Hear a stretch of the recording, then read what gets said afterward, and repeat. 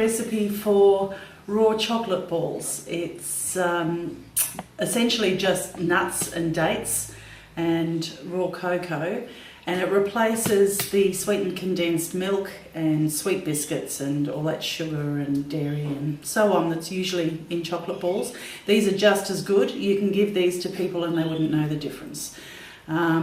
So here we have dates, dried dates. These are Iranian dates, I think. You can use the organic Californian medjool dates and they would be nicer, but it would make them very expensive. The recipe that I originally got called for raw cashews. I don't always use those, so what I use instead are a mixture of macadamia nuts with, in this particular case, pecans. I've used macadamia nuts and Brazil nuts. That was a good combo. If you use too many Brazil nuts, you get a full-on flavour of Brazil nuts. So the macadamia nuts are quite neutral, so are the pecans, so that should give us a good flavour. This is raw cacao powder, or raw cocoa powder, however you want to say that, and just some coconut to roll the balls in. So the mixture is roughly 1.5 cups of chopped dates to 1 cup of chopped nuts.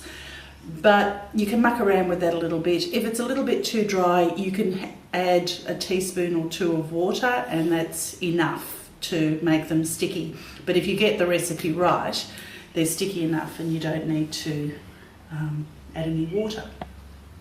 So first of all, I just make sure I go through and put a knife through all the dates so that I make sure there are no pips. Basically go through the centre of the dates just once, just to make sure there's no pips, because you do occasionally get one, and then you find that nothing's mixing. These are the dates that I've put the knife through. They go into a Magimix. So I've got about 3 cups or so in there. I tend to make it up as I go along a little bit. So approximately 3 cups, which makes our nut component about 2 cups. So it's 1.5 to 1. So I just kind of put it together until I think it looks right, and then you can tell by the way it blends. And if you can't tell by the way it blends, you can just squeeze a little bit. If it stays together, it's perfect.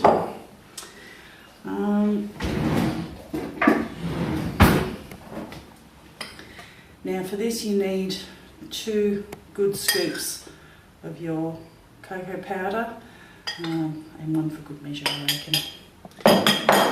It's very noisy, so here we go.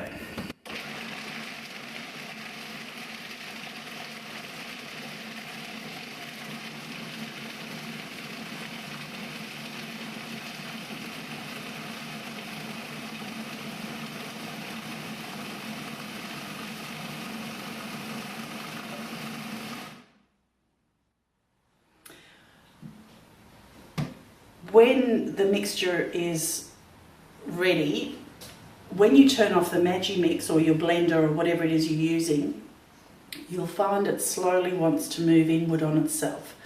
That's a good indication that it's ready, actually, because it's not dry and crumbly where it all just falls into the middle. It actually moves slowly, like it's almost alive. So that tells me that it's probably a good mixture. And just to test it, you can just grab the amount of a ball and squeeze it together, and that's staying together quite well. It's possibly a fraction dry, but by the time I've finished actually moulding it, that should stay together really well. And then usually I get somebody to try the mixture just to make sure there's enough cocoa in it.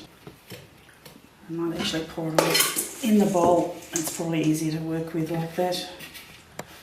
And then it's just a matter of rolling them into balls and rolling them in the coconut and popping them in the freezer or the fridge. So this part of the process actually takes a little while.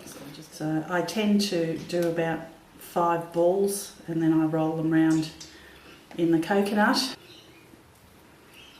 So these could have done with just a fraction more moisture. I probably put too many nuts in for the amount of dates that I had. So again, just a tiny amount of water, because otherwise it makes them too wet. And then we just roll them around in the coconut. Again, if they're a little bit stickier, the coconut sticks to them better. But it doesn't really matter. This is just for looks, actually. The coconut will dry them out even more, so best not to have them too dry. There you go, that's it. Very easy, very good for you actually. Organic cocoa is a superfood. The dates replace your sugar, nuts are good for you. These will very well replace those sticky, gooey chocolate balls, and you'd never know, they're just fabulous.